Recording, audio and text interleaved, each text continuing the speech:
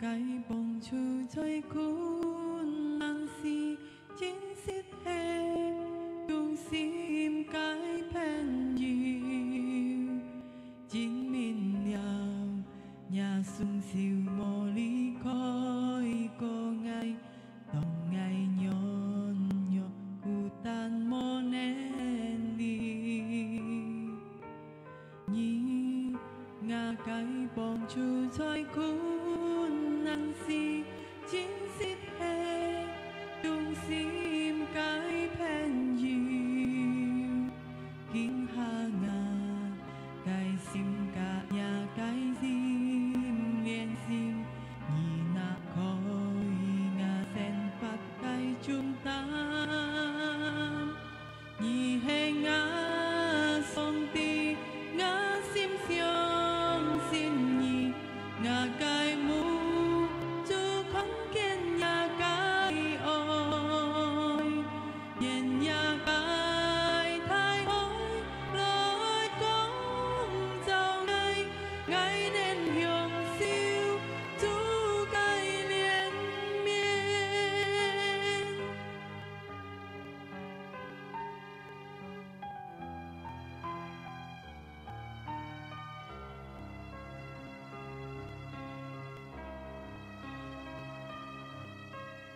nhí ngà cái bông chu chơi cuốn nắng si chín xít hè chung sim cái pen nhiều chính mình đào nhà sung siêu bò đi coi cô ngày tòng ngày nhon nhọc cụ tan mò nén đi nhí ngà cái bông chu chơi cuốn nắng si chín xít hè chung sim cái pen nhiều kinh hà ngà cái sim cả nhà cái sim liên sim nhì na khói ngà sen và cái chúng ta nhì hè ngà dòng ti ngà sim xiong xin nhì ngà cái mu chú không kiên nhà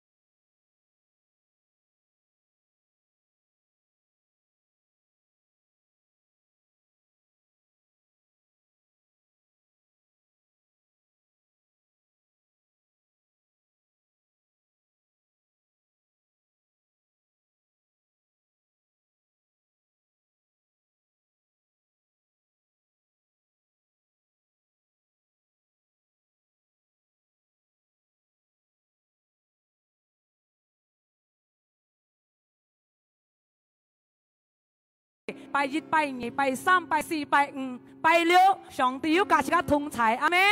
我相信自家要真實，要在獻體，自家嚟拜主，阿門。自家拜一到拜五，唔看安多做事，安多唔慳了，mungkin安多滅自家煩惱，自家見當照，嚟到你，自家為成自家嘅問題，阿門。自家嚟親密嘅主耶穌，自家嚟喜樂，自家嚟讚美主，自家嚟感恩對主，阿門。哈利路亞！今日自家車嚟禱告，自家笑起來，哈利路亞！我親愛嘅天父，在耶穌嘅督名，感謝一個恩典，感謝一個安排本嘅到啥，所以當照那呢寶貴嘅時間那，我都撒熱挑心來到你嘅面前，但我都渴慕嘅心，但我都妒忌嘅心，我都係咳笑，我都嚟敬拜，我都嚟讚美，我都係帶感恩嘅心來到你嘅面前，我都相信，就是我要渴慕嘅心，就是我都係要嘅。呢個心來甜你主耶穌，來讚美你，來敬拜你，我就相信，先家要講下來，上帝嘅提方案要發生出一個慈悲，要發平嘅得到支持，要學約嘅得到新嘅力量，冇路嘅上帝開路，感謝你耶穌上帝，我都撒見下。順皮好了，我都係讚美你，我都係敬拜你，在耶穌基督嘅名，我都係感恩，我都係禱告，自家齊齊嚟講，阿門，哈利路亞，哈利路亞，哈利路亞，哈利路亞，所以頭先我哋都上帝，自家嚟講，哈利路亞，哈利路亞，上帝請阿門，我哋有姊妹自家喺度講一條姊妹得講依家，上帝安謝你。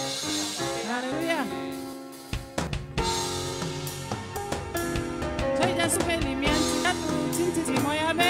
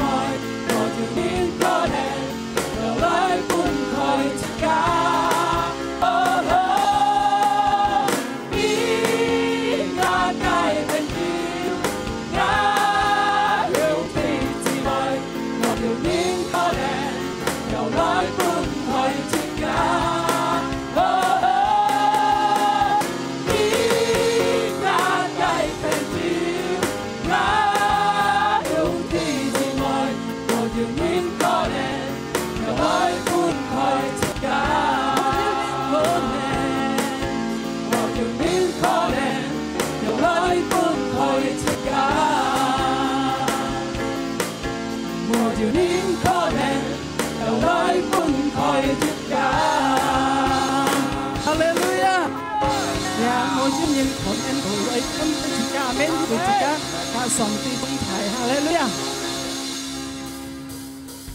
chỉ cái lời phật cũng chỉ là sự sòng ti thì chết cảm ơn cái lời sòng cũng chỉ là sự sòng chỉ cái lời cảm ơn với chỉ là sự hallelujah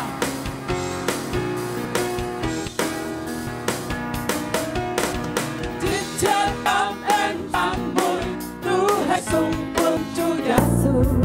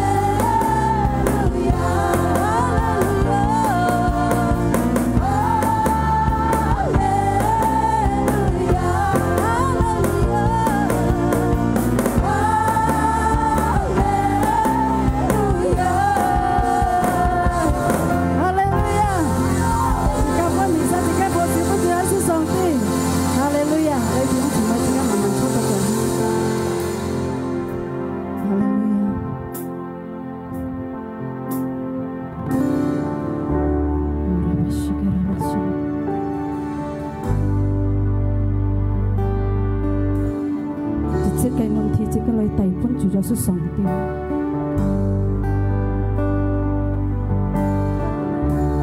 sống tin nên kêu tí chỉ các cái môn thi lấy thiếu chỉ mới chỉ cái gì thiếu sim lấy kinh bài chủ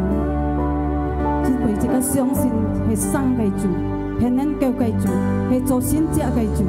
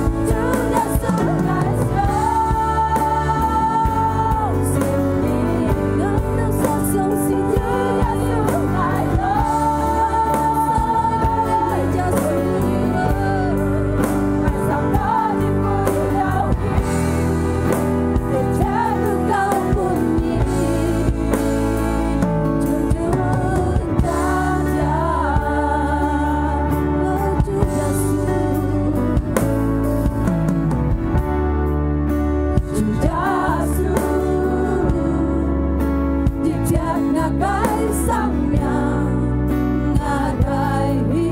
vọng cao hơn nhiều Chúa Giêsu lại điều kiện của nhị trái sẽ sống đi tiếng núi đi Chúa Giêsu ngài sống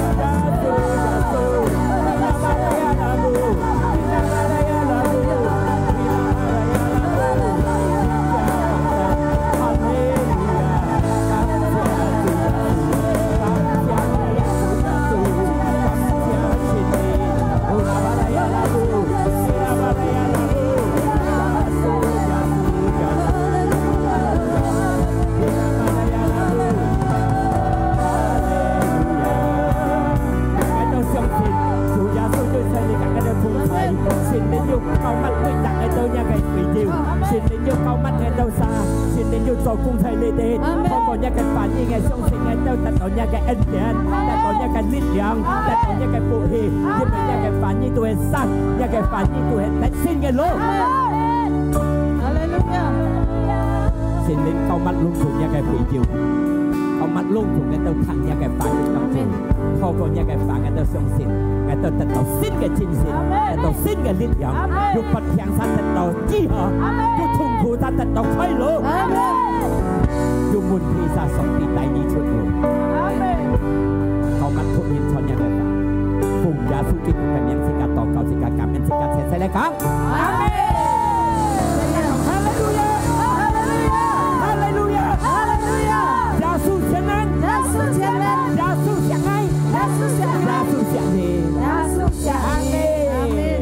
mang như thôi thì còn nhất phải theo trên chiều走chiều tháng chủ gia sư sẽ thịt cả còn nếu chẳng cho Hallelujah thầy bình an thầy cả nà kinh tông chiều phít phết cái si chết phít phết khen chủ gia sư như cả thùng thái chỉ cả cầm giá như dịch vị nga cái pen như Moses chung cụ trình lấy cái liếp vị lấy đầu lịch chỉ cả thọ xíu vấn cái khỏi gì khi hàng này hàng trận đến đây bây giờ cần khi hàng này hàng trận đến đây khỏi gì phọ xíu tay phọ xíu khi hà xíu cái bay hà cái nà anh yêu xem ra nga cái pen nhiều đó ngay tôi nhìn xích tôi thấy online này thế đó giống như tà pháp chỉ còn cái online ngang họ lấy á kinh châu xin cái lấy tờ lý hai triệu lấy tờ lý tham gia cái chi phí luôn chúng tôi sòng thì cái end tiền amen họ chịu mình cái chủ gia sư ngay xong xin xích ca dịch thính tại tôi sòng thì cái end tiền tại tôi sòng thì cái phụ hi amen còn những cặp thì mình cái chuẩn bị trăng mắng chuẩn bị chụp xong thì cái phá mớ chuẩn bị họ chỉ có dịch thính tật thôi kia cái end tiền amen trên đại nhất tôi hay truy mấy cái bài liễu xếp biết nhất đi bài liễu có tại sau rồi thì có chiêu lọ xếp nhỉ nhất lọ xin tàn nhận gì đâu amen chỉ có đi xin tàn hạ ca bài liễu xin tàn tôi nhị xếp dịch họ bài liễu bần nhị xếp dịch họ sẽ hạ ca rồi xin tàn giờ sau rồi chiêu lọ xin tàn nhận gì đâu amen mấy nhất thì có được xin tàn amen nhưng mà giờ sẽ giá số lý chết thì có dịch thính như kia cái end tiền hallelujah kinh hạt gì mới ra hắn phần con đó Kitô hay chỉ cái trung tâm cái xin sim amen Kitô hay cái trung tâm cái xin sim所以chỉ cả hắn sẽ xa với lý để hết đó chỉ cả một lý khai Kitô amen hallelujah chỉ cả còn cái kinh chết hay cái dịch bi tất si thì nhị chết chỉ cả cái kinh chết sẽ lại còn dịch bi tất thì nhị chết cái kinh chết nhung nên còn đó为了你存到嘅時間，你唔好亂用。存到嘅時間唔好錢財用，唔好就係跟人慈師嚟用，就上帝嘅合意嚟用。阿們。咩責任相信，自家你係要砌你操人，自家存到嘅時間。阿們。我唔弟兄姊妹存到幾多年，存到幾多日，又存到幾多世，係咪咧？冇人哋，上帝人哋。阿們。一個經節講自家啲熱必得。si thì nhị chết vì liệu để chuẩn đầu cái時間自家唔好亂用唔好就自家單殺嘅肉體自家單殺慈師嚟用嘛用到就上帝嘅合意但係唔好就自家單殺嘅慈師合意嚟用因為嘅單殺慈師嚟用嚟講思想咪用到上帝合意自家亂行亂講法亂做咪反對到上帝嘅法律係咪咧聖經講嘅啲就上帝嘅合意，所以講嘅今日啲多聽上帝嘅話，阿門。而家多聽上帝嘅話，而家時間你行到傳道嘅時間，而家讓有就嘅合意嚟行，就嘅經濟嚟行，阿門。哈利路亞。因為到而家準備爭準備爭，分析打答，而家係向呢個日子傳道嘅時間，阿門。傳道嘅時間，自家係好用到嚟榮耀主嘅主耶穌嘅名，阿門。所以自家行要傳道嘅時間，自家見半日，自家係想去注意嚟行呢個時間，行到嚟榮耀主，唔好行到榮耀單殺，唔好行到就自家單殺慈師嘅合意嚟行，阿門。講一及一啲門嘅分面嘛，阿門。哈利路亞。見當朝嘅主講到，自家嚟來愛一切在世間裏一來係一河，前作那自己一來係一河啦，係咪啊？一來係坤前上帝，一來係一心焦渴慕上帝，阿們，哈利路亞。嗱係講一來一冇渴慕嘅心對上帝，講咗夾一啲夾到快了喎，係咪啊？所以自己春代時間自己嚟幹嚟自己嚟改變，一嚟係一河，每小時自己係改變。改變一嚟一河係咩改變啊？自己係先天係改變，自己講嘅話係改變，隆重自己嘅行動係改變，阿們。因為到自己係隆有主，隆重係改變咗河嚟，改變咗上帝合意嘅，哈利路亞，阿們。嗱，有上帝合意嘛？佢見下自己確認嘅經節，一帖撒羅尼迦5:16，一帖撒羅尼迦5:16。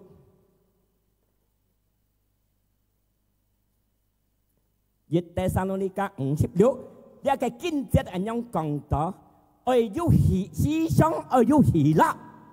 思想愛要開心快樂，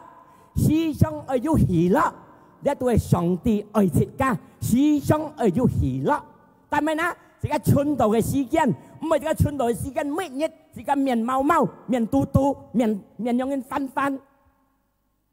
你一嘟一翻，都一多問題嚟，係咪呢？一春到嘅時間，上帝合意時間，要喜樂嘅面，要喜樂嘅心，要快樂嘅心，阿們。問題要嚟到時間嘅生活中，痛苦要嚟到時間嘅生活中，本要喜樂嘅面，阿們。哈利路亞，大家服侍分主，因為咧經節9把時間，要喜樂，第一都係思想，要喜樂，第一講到呀。第一是個思想要喜樂，但係呢係講你憤怒決心，一面你思想向出嚟，嗱個下年最難嘅，係咪呢？嗱，你是看乜嘢係簽人書暗哨，而家看你嘅經節暗哨12:25啊，而家是看開嚟看，你心裏要修理，咪咪自己強備講啊，所以講一及一啲咁多憤怒修理都冇辦法吧。聖經講咪自己強備，意思咪自己冇辦法，自己前面看到暗暗，前面自己知道冇希望，聽樣攻擊，係咪呢？所以經節9把自己要開心快樂嘅經節，但係冇出。經節講你暗哨12:25啊，煩惱擔心在心中咧，都會咪自己強備量蒙古樣嘅眼。啊，對你蒙古冇前面、冇前途、冇希望喺度，點點嘅煩惱。所以經節第一講嘅啲心中要喜樂嘅心，要笑容，要快樂。你煩惱、決心、擔心，係咪是剛咁望面前，只係用數數個下年罪人，唔係講下年嘅你行路踢到ไป對咯，係咪呢？係講要喜樂、要快樂嘅人，是個行路等等，哇，笑容笑容。係咪呢？心態穿到青青，穿到冧冧，自己都喜樂。把那個很講出要豐豐嘅嘅，將佢變到好個笑容嘅面，係咪呢？冇緊張，咩愛笑容？阿們，哈利路亞！自己要做，屬於天下自己要，阿們，哈利路亞！嗱，自己唔好讓人唔要，係講自己要擔心，咪滅壞自己嘅精神。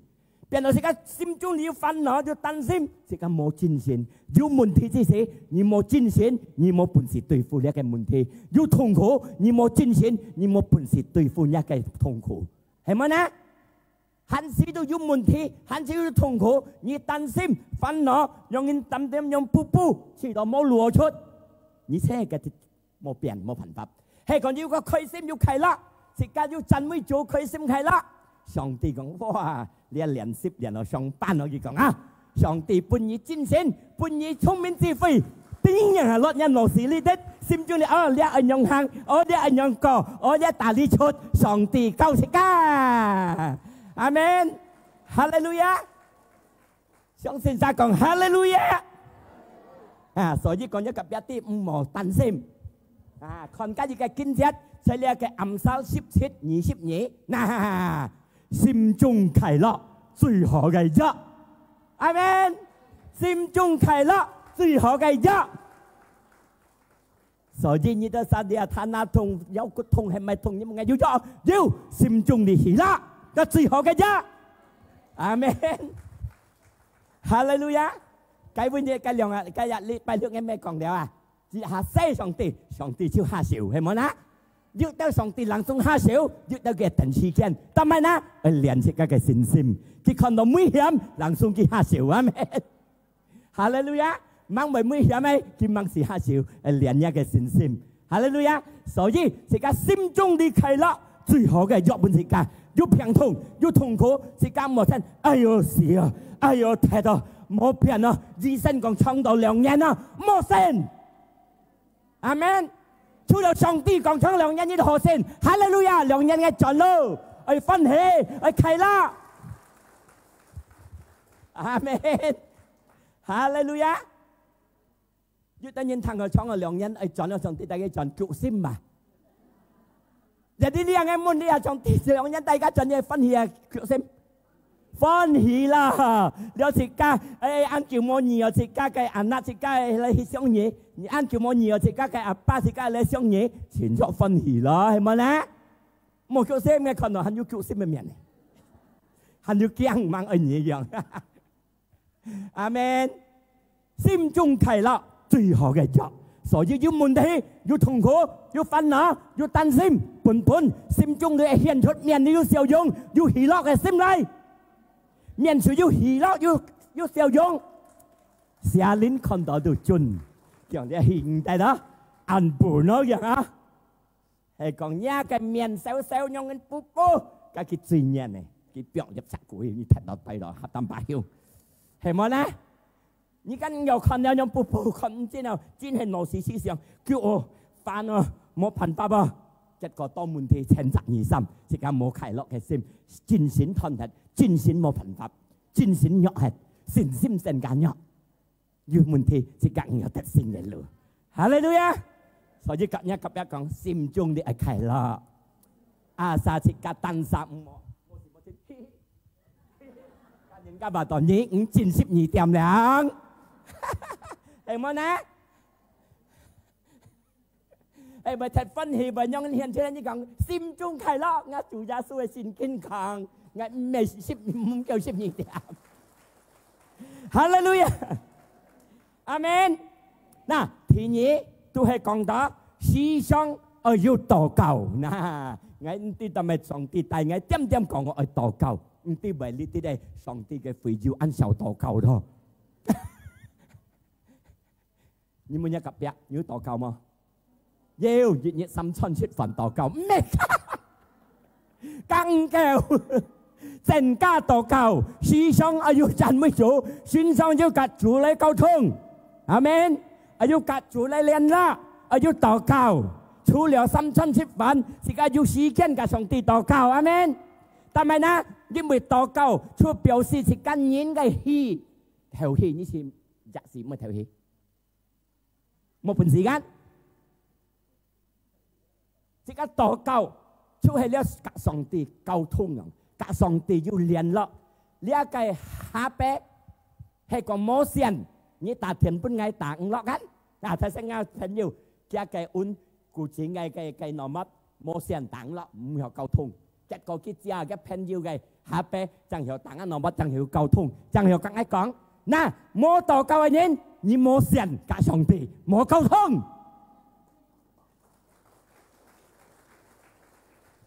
所以時間要禱告，要聯絡，或者要善跟上帝，要痛苦，佢跟你祝福嘢，佢開路本嘢，佢帶你行，帶你在線嘅路。所以要禱告，要跟上帝溝通，要善路跟上帝。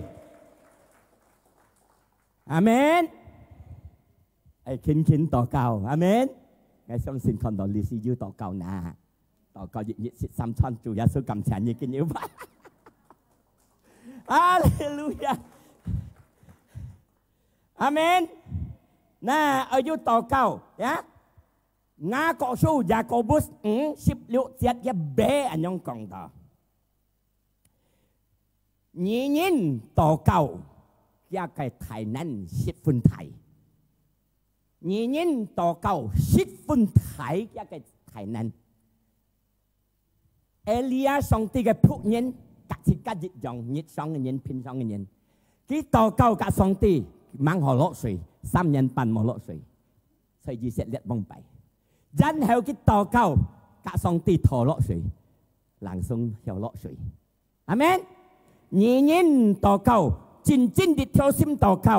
จินดิดเที่ยวซิมในต่อเก้าจอดในซิมในต่อเก้าเกี่ยวกับไทยนั่นอันไทยกองห้ามันสิกาอาเมน所以cái buôn nhiệt cái trả gì cái tàu cầu cái set tàu này dưới phân còn gạt lên hả trong buổi nhìn mò lại cái set hì đã đi chân sang tết nhiều thời hì đâu set hì lên nhé dưới nhìn set hì lên hì đó nếu trả gì set hì gì đó cái giá xe chủ gia su chủ tỷ giá sim ó set hì chủ gia su cái siêu chiêu miêu cái bệnh nó khi chi nó lấy gì còn chi dưới nhìn miêu cái kẹngอย่าหาเมียวแก่ยังยังจะลิสต์ที่ดิทุนนั่นฮะหลังซุ่มต้องหามุมไปสัตย์ฮาเลลูยาพอเจอมันจะการเจอยินต่อเก่าสองตีกับไทยนั่น10 分อยู่จ่อเกี่ยกล่องหำสิกาเมนฮาเลลูยาน่ะไทยนั่นกับไทยนั่นเกี่ยวจ่อสินเจ้าสิกาสองตีกับไทยนั่นเกี่ยวจ่อสินเจ้าพุนสิกาอาซาจินจิตเทียวซิมและต่อเก่าตัวจูยาโซอาเมนฮาเลลูยาน่ะสินกินโตอยู่จะอันถูกลัดไก่ลัดก้อนเบียร์สักพันเสกิโมเกี้ยงสองตีโมเกี้ยงเย็นเดียลัดก้อนอันถูกลัดแต่ลัดก้อนอยู่จะอังสีเย็นอยู่มุนทีมุนเย็นเลยชิมเดียกันลัดก้อนใส่ลูก้าฟุตยิม10 ปัตถียิดที่คนลูกาฟุยิม10 ปัตถียิดเจ็ดอันยังเงินกล่องต่อน่ะยูยิดยิดยาสูกล่องกีเต้าเลยยี่สิยาสูกล่องดิหมอเปียงเฮ็ดย่าต่อเก่าสีช่องอายุต่อเก่ายังไม่ได้กล่องเก่าสีช่องอายุต่อเก่าหมอลั่นต่อเก่าทำไมหมอลั่นต่อเก่านะสิกาคนยัดถีชิดยัดสองตียังยิดถิ่นอยู่ป้องยาเย็น年係3年啊，隆重善了主嘅人，屬於年透過上帝嘅寶血下面自家相信主耶穌，自家屬於年。你一立根冇強人，你一個5字人，要問題點嚟簽嘅，立根幫下嘅問題，更加處理下嘅問題，幫佢半夜特線，半夜講，立根冇齊嘅熱練，要翻地嚟，要翻台咧立根幫嘅。可能kita lên ngày ti, đi 10 đầu cái hàng ngày một cái, na chọn khi thọ đều lưu chết lên, để lật con với cái mặt đầu phán, na chúng ai lại bong cái rằng, lại bong cái gì, vì liệu khi mà tem lại cầu ngay, na song ti còn cái phụ diêm chủ gia sư còn, ai kỳ tết ya liên cái liệt lật con còn ngày vậy, na ngày bong cái, vì liệu khi mà tem lại cầu sai ngay, song ti còn, thì cái kín tàu cầu, song ti cái anh tiền, khi bong thì xịt ca. 是間年禱告10 分台一個台南，阿門。出係一個福音講，世界嘅18條8節係講上帝嚟，佢要耳朵要誠心嘅人嘛，所以你就提橋下咧。講一個別定嘅誠心係本真，阿門。因為到主耶穌嚟，佢係簽要誠心嘅人。見未見嚟都切家去，睇先講同切家傳道嘅日子。傳道嘅時間係咪啊？未主耶穌嚟但係家都切家去了，切家先去了係咪啊？哈利路亞！所以切家嘅信心係揸門並門嚟啊！呢一個都係第3嘅呢係講到，睇先到第2嘅，見當照我準備將要17期我係講到，呢係講我第3啊！上帝講。時常要感恩，嗱，這個經節都係講到，一對撒羅尼迦，一添撒羅尼迦58，是隆重一切，是家係感恩，係咪隆重一切呢？嗱，你煩惱也好，你痛苦也好，你歡喜也好，你得福也好，你心裏也好，你冇攞出也好，本係感恩，阿門。ทำไมนะยิ้มไปเรียกไอ้กินเจ็ดกังยาช่วยใช้ยาสุกิโตสองตีใช้ยาสุกิโตฮับจีไม่จะยินไอ้กำแอนทำไมนะกำแอนสิกาไก่แขวไม่เต็มกันนิ่งๆน้องๆนี่น้องๆที่ว่าเต็มกันยำกังสูฟุเดียงสูฟุกำแม่ไก่มาลีมาไก่ยำลียำสองตีอิงสุกัดสอจีสิกาไก่แขวกำแอนไปจูอาเมนกำแอนจันไม่เจอกระถวยสองตีฮับเย่ใช้ยาสุกิโตหนึ่งจังก็ยังกับแบบที่สิกาแขวไอ้กำแอนเมเทนหรือเทนกายอาเมนสอตอนเย็นอยู่มุนที่เทนอยู่แต่เย็นเทนเดียวไม่เลยสินดังสองตีโมจีไงกันยี่ดูซาลาเลยนี่เลยสินทองปอสองตีมันยี่จังสิกาเลยสินทองไอ้กำแอนตุยโจสองตีชุแล้วสิกาชุงชีเอาถาตัวไปฟังเมียนยันแล้วกี่ยี่สิกาหอกับโบนัสกับตัดเสียงไงอาเมนฮาเลลูยาอันยังไงสินซิมจังสองทีอ้อยโมเพชรไก่มุติดช่วยไงยินก้อยอะไรจันไม่จูยินก้อยอะไรกำแอนจูยินไปกินเลยเร็วเซกันชุดเซเปลี่ยนยาสุกิโตสี่ใช่สิกาชุกไงชุงสีออกหาตัวไว้บ้างแมนสิกากำแอนอาเมนฮาเลลูยาใช่ยังไงกำแอนอาเมนกำแอนอยู่สองตีกระถ่ายนั้นสินกินตัวเสียใช้ฟุกยิ้มต้องไกยิซีสองตีแทนจูยาสู้กันยินอันไทยคืนยินสินกินตัวจูแดนเทียนซาไหลจียินมังกายิบไม่จียินฟันพอยินมังกายิบแกไก่อันนักจิงแกซิมคิวอ่ะลองมังกายิบเทียนจากไหลจียินทำไมโมล็อกไม่จียินนะไม่จียินเบียร์ใส่ไตบูถอยไก่สีขีใช่ไก่สีฟังโมชิดเลียงchủ gia sư còn đây là một hàm cái tao chọn cái tao bàn lụa bởi cái phun đó nhưng bị cái tao thành nhau ngay cả nhất một xí đâu rằng á giờ đi xong thì còn lấy ai chuẩn bị cái đó xét kia cái muốn thu còn lý thuyết anh giống thì phong mình vô chuẩn bị cái xét hàm cái tao chọn này xong thì có nhí ra rồi cho bên cái xét là chỉ cắt cho xong tiền á xét cả ở bên luôn dùng ngoài bên nhìn xét amen ở chỗ phụ luôn dùng ngoài bên nhìn hallelujah nè dân heo chim ở lại với nhưng mà cái东西mình đi chim đỏ vô chạ heo sang xí xe vô chế xe nhìn dù dạ lo tì liền theo thì mà cái mê chuẩn bị bên kia xịt chiều vậy mà xe chạ lo tì liền theo bên xe theo ấy thọ nó nhá ngã lo tì liền theo chủ gia số nát đi lấy chủ gia số nát đó cảm ơn tùy thiền phù dân heo kiểu phát ghê làm cho môn thu phát bên ghê thiên nhiên mô ca nhếp lại chỉ mô ca nhếp phân bò nhân lại chỉ nhân ngay xong xin cặp chuẩn yêu bàn cổ bàn liều bàn nhân sa ma sĩ tử bao hắn yêu chôn ship nhì bà cô ship nhì ăn hắn yêu ship nhì khen sẽ ca cho xong tiền nã thế tận cả ship nhì khen所以要咪隻屋掹學生咁攀，搭背後來，阿門。新人攀你做乜輸到飽？你知何了？係講你等神妹俾到真實，你得到12安嘅，12天嘅，個多多是到前幾啊？食加豆條，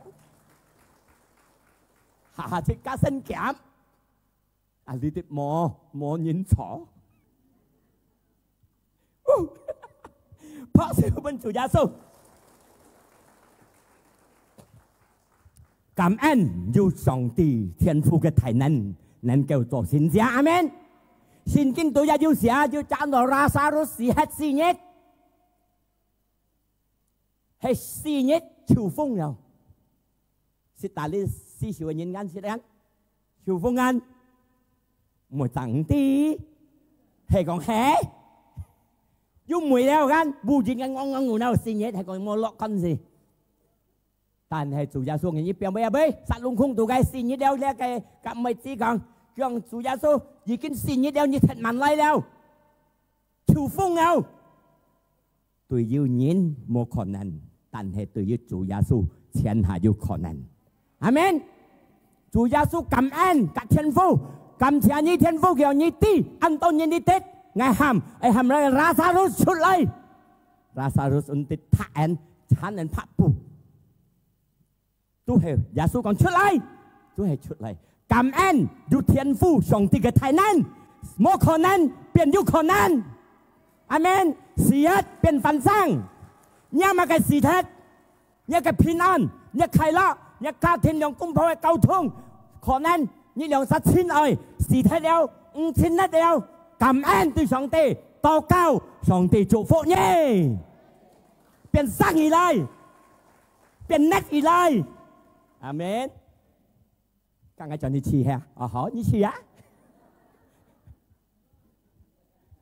感恩係咪一路公冇隨你，一路幫冇隨你？佢嘅聯絡用字感情，按叫了幾十年了，時刻了，感恩禱告，上帝能夠讓佢生而嚟，壓變壓而嚟，可能少冇人。阿門。yêu nhân còn yêu rằng mà như chi ghê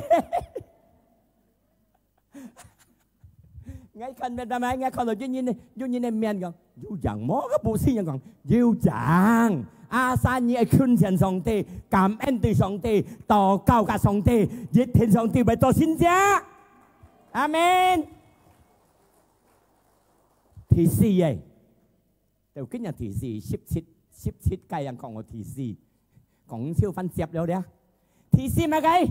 一個靈火冇污黑，一個真心冇污黑，靈火冇污黑。一天十二年間59，靈火冇污黑。這個睇上帝嘅真心冇污黑，睇上帝嘅靈火冇污黑，信心冇弱黑冇污黑，思想係錯辣辣。意思係要真心，阿門，哈利路亞。靈火冇污黑，靈火污黑不攔上帝做先知本嘢，靈火污黑，真心污黑，信心污黑，攔上帝做嘅大能，攔黑上帝做嚇，因為你攔黑你信心冇黑，你火污黑了，啊冇有信心，啊個有先知，你個信心嘅火污黑。上帝嘅先知唔有講本嘢，所以係個係要靈火係辣，信心係辣，真心係辣，睇上帝冇呢，你個連呢hết，相信同呢度難事，係冇นะ？係個靈火辣，一個日慢慢敗落了，慢慢敗落了，哦，收到敗落，要頭你去先好個靈火辣嘅人，真心辣嘅人，信心辣嘅人，一火烈。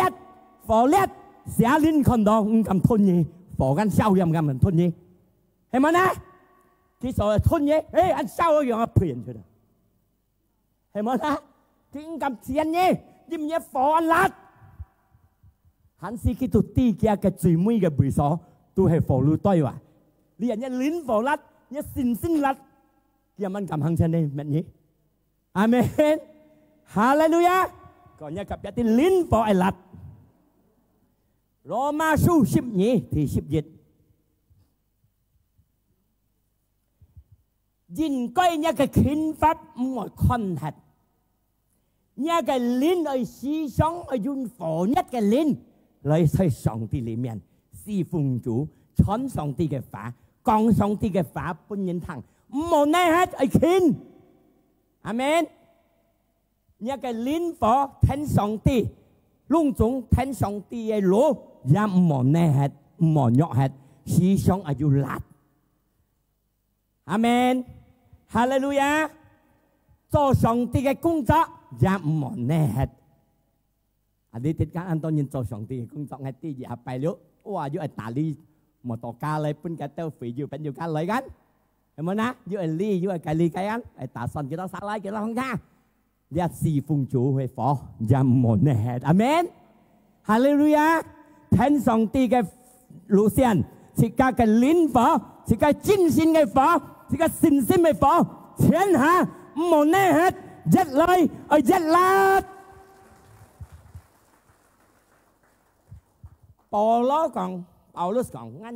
類可以日過日可以弱，我嘅身體可以弱，但係我嘅靈每日去重新，像呢個不偏樣人，每日去重新去強強。人增加歲，人個人歲是正常，可能自家嘅身體會超為弱，但係自家嘅靈火、自家嘅精神、自家嘅信心唔冇呢。阿門。兄弟姊妹跟説嘅人叫你哋唔呢個呢？係呢些講嘅啲啲，你放個呢樣啊，我要變辣嚟話，係聽少啦，係禱告半ngày啦。阿門。哈利路亞。禱告不是拼牧師嘅靈火、信心嘅火、精神嘅火，日來日辣，日來日辣，兄弟姊妹要聽上帝嘅話語，阿門。學小本做，隆重門呢？嗱，第五嘅，第五講嘅咩？日天十二加520。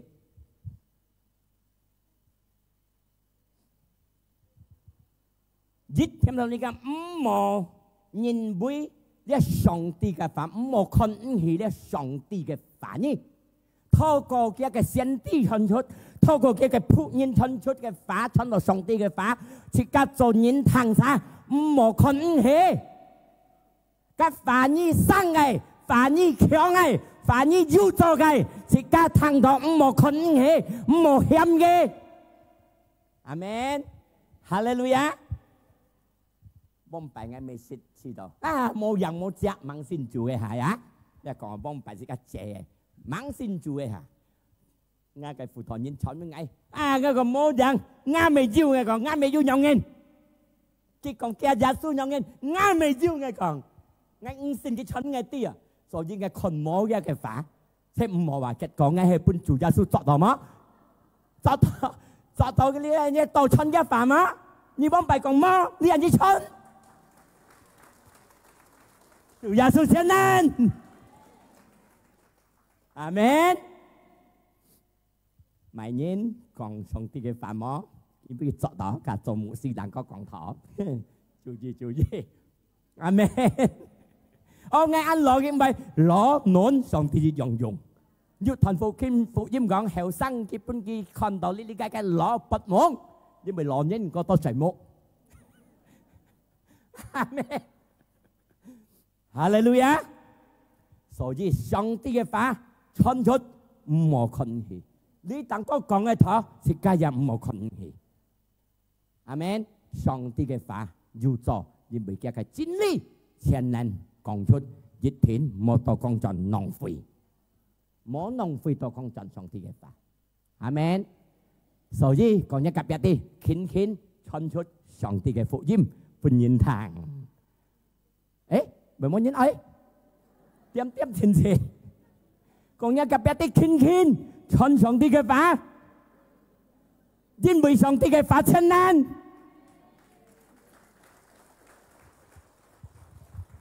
你老人即係到水木或者你爛講法咯啊！你有時間你要真心嚟嚟阿們，靈火辣辣嚟嚟阿們，真心辣辣嚟阿們，講一夾一啲傳。傳上帝嘅法，上帝嘅法稱難，要乜你嘅心中尊驕受歡喜快樂，阿門。因為上帝嘅法兩相兼，你殺你嘅殺你，即係講殺一點，按殺一點，所以世界準備好，世界一切對嚟喺上帝裏面，因為佢嘅法稱難，阿門。Amsal 13第13。Amsal 13第13係每年困起反應擔一嘅後果。嗱，有福音講緊，每年困起上帝嘅法擔一嘅後果，但係實順服一個命令，得到上帝嘅恩典。破少問上帝，順服上帝嘅命令嘅人，得到嘅恩典。困起嘅法嘅人擔一後果，所以世界順服。相信上帝嘅法，哈利路亞，阿門。世界嘅上帝十分全能厲害，佢看住間對稱，一片影到對稱全能，所以自家做乜嘅冇抗咩，冇計抗嘅咩，攏總喺上帝嘅眼中天下看得到，所以自家要遵從上帝嘅法，唔好欠一嘅命令，聽一嘅命令嚟行，順服一嘅法嚟行，自家越聽越嘅福氣何得，哈利路亞！到了第5嘅睇睇啦，第6，哇，傳到第4件，第6병忙，第6講我乜嘅？一天上嚟講521節安樣講到，嗱，每計自家攏總自家聽來嘅，自家愛試看啲對嗎？愛那考試，愛那檢查看對嗎？每計自家聽來愛檢查看對嗎？對嘅自家揸門嚟，自家聽上帝嘅福音，聽上帝嘅翻譯，聽上帝嘅福音，自家咩愛注意？因為福音上帝嘅話講出嘅係講要啲辦到5對，加出係5對少了，變成加差咯。所以而家聽上帝嘅話，去看下下，去對下下，對盡聖經嚟，係對咗聖經，自家揸門嚟，要到對到聖經，自家門嚟揸邊嘅。所以係檢查攏總自家聽嘅，阿們。因為呢下10分多學堂 Facebook、YouTube 攏總呢一個。開下去，越聽，越到聽到，明明自家信心差走。啊，你開頭差啲，幾年後差住到人，差到自家唔順服，阿們。所以自家聽學，啊，你講出嚟，越聽第2學，阿們。冇可能嘅，你啲第2戲，你啲對，每唔對，越聽嘅第2都撞到天父面前，阿神嘅信心係本，阿們。明年係新進，係新第幾進？答我認錯，阿來做主公，阿們，哈利路亞。所以自家係檢查，係注意，攏總自家聽嘅，肯講自家聽3回嘅法，3回嘅位，攏總唔係自家惡，唔係自家黑，唔係自家冇本事得先嘅路。所以到時會唔望嚟聽，多聽上帝嘅法，聽了係檢查。對到聖經，揸門嚟，對到聖經，邊一嘅？阿們。因為是講有懶人講法，是講有一個反對，可以唔係邊嘅心中度啲創，係冇啦？攏總嘅法可以你當過你背上雕樣人，特別呢一個雕背上日睇哪裡做雕，是講可以對佢手。攏總人嘅法是講可以聽到，細細嘅你。間業是非乜嘅反義乜嘅5對冇1000對嘅法，自家可以聽到，但係自家係講5對，自家唔好半佢做掉，係咪？意思唔好揸門係表出去，哈利路亞，破少本自家嘅做，注意攏總自家聽嘅，係咪？啊，加入計講超嘅設計就1000萬了，攏總上帝坐呢天體設日1000萬了，我要講設計1000萬了結構啊，隔啲下嚟錯啊！第7講乜嘅？一天上你講522節，一天上你講522節，攏總快嘅方法，攏總唔好嘅方法，乜走嘅？唔好出一心中嘅咧，唔好出一思想咧，攏總唔好嘅，攏總快嘅，唔好愛，做快做到唔好嘅啊，唔好出自家嘅心中嚟，攏總係想開。所以講一及一啲，唔好要費腦死，唔好要費心術，阿們。攏總費嘅唔好在自家心中，唔好在自家思想，阿們。哈利路亞。哦，可能攏總姊妹講，我冇做費咧，我冇實驗，我冇做測，冇長驗，我冇做費。你看上帝嘅話，一約翰福音35節。一約翰福音35節，係咪你鬧嘅姊妹，鬧嘅兄弟姊妹，都係實驗，在上帝嘅裏面，是跟上鬧都快了，阿們。所以講一及一啲唔好上鬧，喊講這個心口阿冷，家人家根唔好上鬧，在上帝裏面做快生死。公婆唔好上鬧，相愛相捨，在上帝裡面相鬧，都係上帝講表示要實現了，在上帝眼中做壞，你信唔信？所以講一個別啲，全部卡格羅公陀鉗，全部卡格羅破陀鉗，全部卡格閃橋間用陀鉗。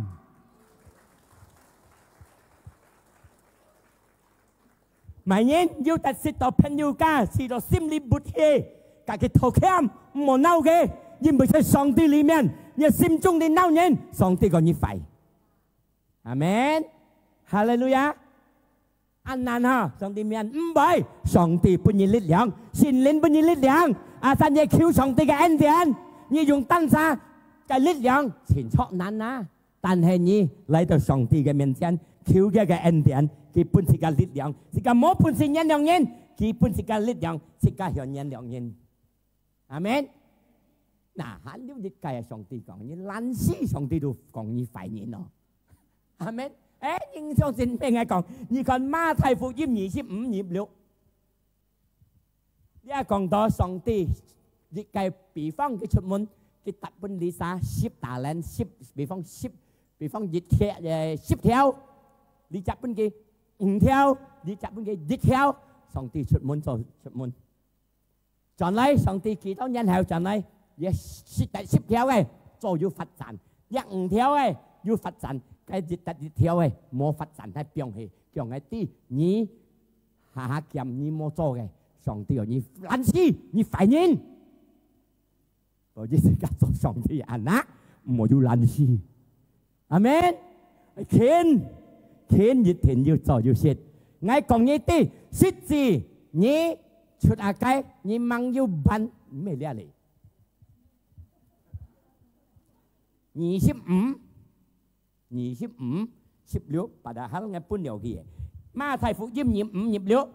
khi tập dình xoay cả vào kiểu nhé như lan xì phụ nhân gường và đi như tí ngay tách lung trùng ngay mô à bùi trùng ngay như tí và đi như mô hì trò như tách tổ như thiếu xây ngay về ngay bị vong ngắn như nào như thiếu như này không ngắt như mô hì trò lan xì như phải nhìn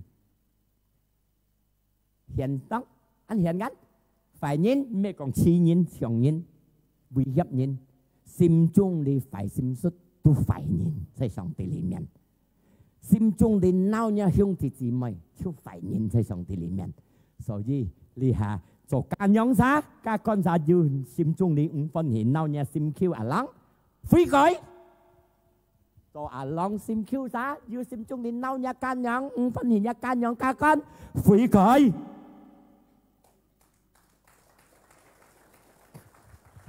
阿門。兩公婆要唔啱，要處落唔舒服要鬧，悔改，破碎本主耶穌，想救欠救佢上嚟，世界企上嚟，哈利路亞，世界say哈利路亞，阿門。設計講跳咗，得到千萬一個上帝嘅福氣，阿門，哈利路亞，嚟曬得上帝嘅恩典，切養破碎本主。哈利路亞！而家嚟讚美主。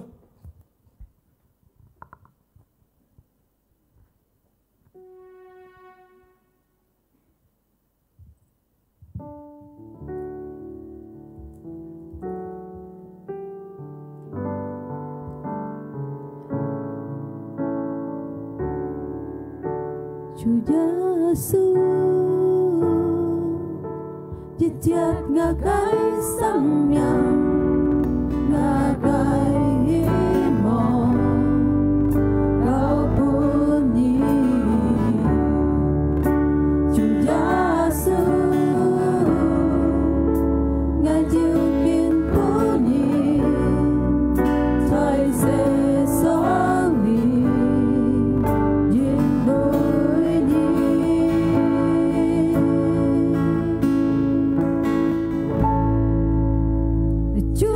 Soon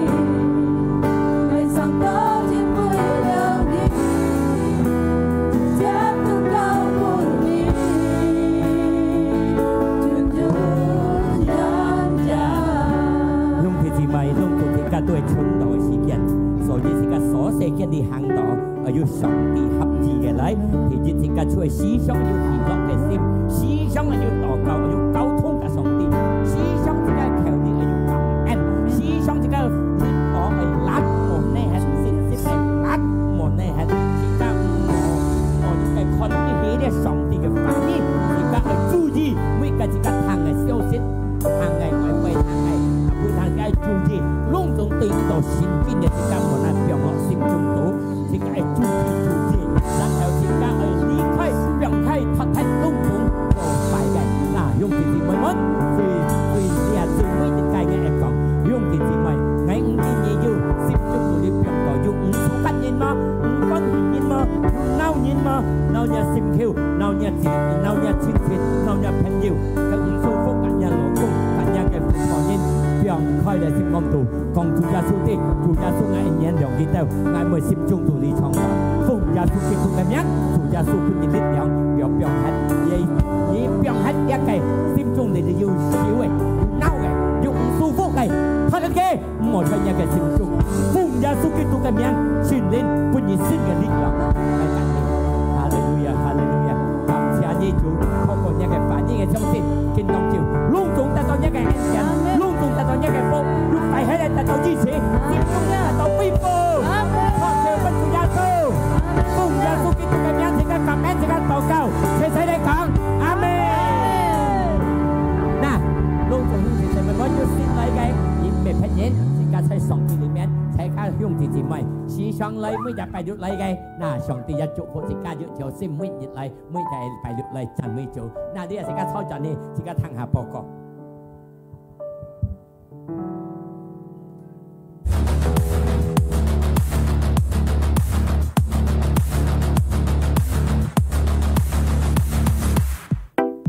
時間設計來半奉獻，弟兄姊妹奉獻業來善風道氣，神會指示弟兄姊妹奉獻業盡相道氣，在背每屆。拜四12月12號兩間庫業市3點出設一線堂裏要兩社，弟兄姊妹愛兩社沙可以聯絡呢電話號碼。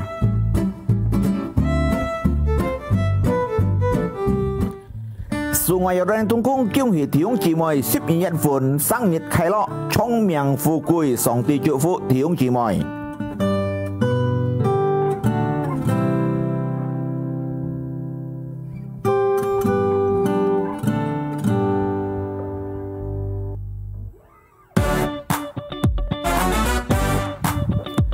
客家聚會每日拜六4點。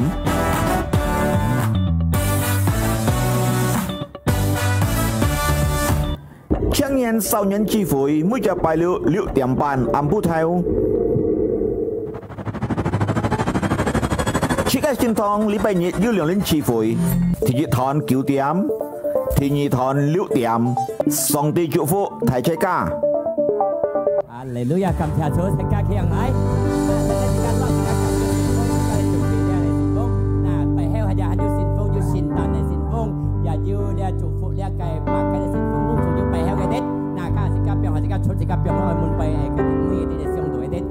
我即刻禱告，